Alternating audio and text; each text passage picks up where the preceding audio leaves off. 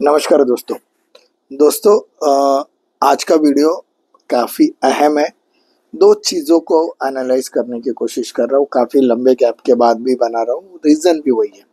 देखो, जब market analysis करने की बात आती है और मैं जिस तरीके से मार्केट एनालिसिस करता हूँ, तो करंट सिचुएशन में मार्केट में क्या क्या हो सकता है। दोस्तों, सबसे पहले ये चीज़, आज आरबीआई की क्रेडिट पॉलिसी आई, 50 बेसिस पॉइंट से इंटरेस्ट रेट कम हुआ है, रेपो रेट कम किया है, कैश रिजर्व रेशो सीआरआर कम हुआ है, रेपो रेट 1% से नीचे आया है। ये इन चीज़ों की वजह से आज मार्केट ने पॉजिटिव नोट पे क्लोजिंग दे रहा है। यहाँ तक सब कुछ ठीक है। इसका मतलब क्या होगा, इसके मायने क्या हो गए? तो हमारे पास सबसे पहले इंटरेस्ट रेट कम हो जाएगा, आपके हाउसिंग लोन के इंटरेस्ट कम हो जाएंगे, आपके एफडीज के इंटरेस्ट कम हो जाएंगे, आपको लोन सस्ता मिलेगा, जल्दी मिलने के लिए लिक्विडिटी आ गई है। और फ्यूचर में जो सीआरआर 3% से 4 से 3% पे लाया गया है, 1% का reserve ratio rate, repo rate जो आरबीआई ने नीचे लाया है, उसकी वजह से 2,50,000 करोड़ की लिक्विडिटी मार्केट में बैंक्स के पास अवेलेबल होगी। ऑलरेडी आरबीआई ने करीबन 1,40,000 करोड़ के डिबेंचर्स लेकर बैंक में लिक्विडिटी लाकर दी थी। उसी के बाद ये वापस से 2.5 लाख करोड़ की बड़ी लिक्विडिटी बैंकों के पास लाने की वजह से हमारे इकोनॉमी का जो सोर्स होता है वो बैंक्स मजबूत हो जाएंगे। फ्यूचर में सब नवंबर तक ये पैसा धीरे धीरे मार्केट में डिप्लॉय होगा। काफी सारे लोगों को के मन में और एक शंका आ रही है कोविड के बारे में। दोस्तों, मैंने काफी लोगों से बात की कोविड के हिसाब से, और मैंने भी एनालिसिस किया है। तो कोविड को लेकर मैं 20 या 21 तारीख के आसपास मैं वीडियो बनाने वाला हूँ।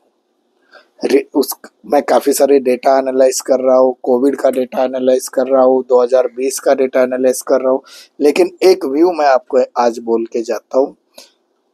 मार्केट गिरा तो उसे संभालने की ताकत यदि किसी में है तो हमारे देश में है, क्योंकि 14,50,00,000 डीमैट अकाउंट होल्डर है। इन लोगों ने 1 लाख रुपया भी मार्केट में डाल दिया ऑन एन एवरेज, तो हमारा मार्केट कहाँ से कहाँ चला जाएगा। इस व्यू पर मैं बहुत डिटेल में आने वाले मेरे वीडियोस में बात करने वाला हूँ। जाते जाते एक खुशी की बात मैं आप लोगों को बता के जाना चाहता हूँ। आज का दिन वैसे भी काफ़ी अच्छा है, जिस हिसाब से इकोनॉमी डेवलपमेंट, जीडीपी के आंकड़े और रेपो रेट और सीआरआर की जो में कमी दर्ज की गई, और जो आरबीआई ने जो दिया है, उसी के साथ आवाज मध्यम वर्गीय का इस सीरीज में हमने जो जो चीजें हम बोल रहे हैं, एक खुशी की बात यह है कि गवर्नमेंट इन चीजों को ठीक से सुन रहा है।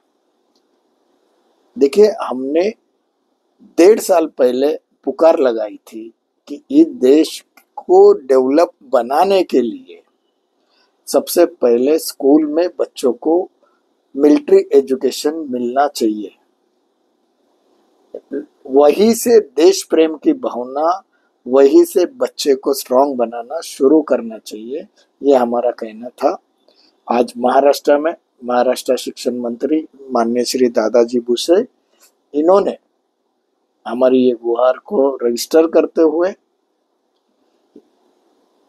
पहली से लेके सैनिकी शिक्षण शुरू करने पे सहमति दर्ज की थी पिछले 2 दिनों के पहले।